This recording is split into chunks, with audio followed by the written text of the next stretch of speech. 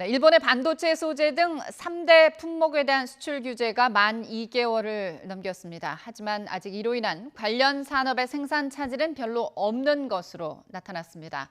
다만 지난달 18일 시행된 일본의 백색 국가 제외 조치는 아직 시간이 얼마 지나지 않아서 국내 업계에 어느 정도 영향을 미칠지는 좀 더 지켜봐야 할 것으로 보입니다. 취재 기자 연결합니다. 박병환 기자. 네, 경제부입니다. 네, 다행히 일본 수출 규제 조치에도 불구하고 우리 산업계 별다른 차질이 없다고 하죠. 네, 그렇습니다. 일본이 지난 7월 4일 스마트폰과 반도체 생산에 필요한 플루오린 폴리이미드, 포토레지스트, 고수나 불화수소 등 3개 품목에 대한 수출 제한에 들어갔습니다. 이로 인해 3개 품목의 수입이 한동안 막혔다가 지난 8월 7일과 19일에 포토레지스트 수출이 2차례 허용됐고 8월 29일에는 고순도 불화수소 1건이 수출 허가를 받았습니다. 3개 품목 중 플루오린 폴리이미드만 아직 수출 허가가 나지 않은 상태입니다. 플루오린 폴리이미드는 최근 주목받는 휘어지는 디스플레이에 주로 사용되는데 삼성전자의 폴더블 폰 등이 이 소재를 필요로 하는 것으로 알려졌습니다. 하지만 지난 6일 베를린에서 개막한 유럽 최대 IT 전시회인 이파에서 삼성전자가 첫 폴더블 폰인 갤럭시 폴더를 공개한 데서 보듯이 삼성전자의 생산에 별 문제가 없는 것으로 나타났습니다.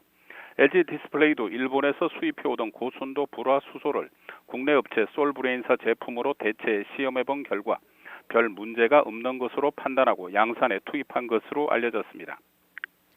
네, 그나마 다행인데 하지만 지난 8월 28일 일본이 우리나라를 백색 국가에서 제외한 데 대한 피해는 아직 드러나지 않은 상태죠. 네, 그렇습니다. 군용과 민간용 등 이중 용도로 사용될 수 있는 전략 물자의 경우 백색 국가는 여러 건의 품목을 일괄 허가를 받아 짧은 기간 내 수출이 가능한 포괄 허가를 받을 수 있지만 백색 국가에서 제외되면 품목별로 일일이 일본 경제산업성의 개별 허가를 받아야 합니다. 이 가운데 지난 7월 수출 규제가 발표된 3개 품목은 무조건 개별 허가를 받아야 합니다.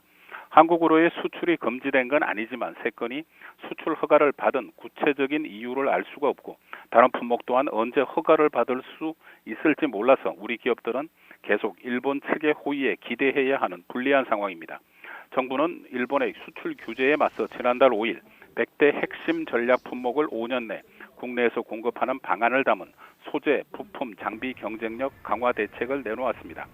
정부의 지원과 함께 개별 기업들이 해당 소재 부품을 국내에서 공급받을 수 있게 관련 중소기업의 연구 개발을 지원하고 또 일본 외의 국가에서 공급처를 확보하는 등 수입 시장 다변화 노력이 시급한 실정입니다. 지금까지 경제부에서 전해드렸습니다.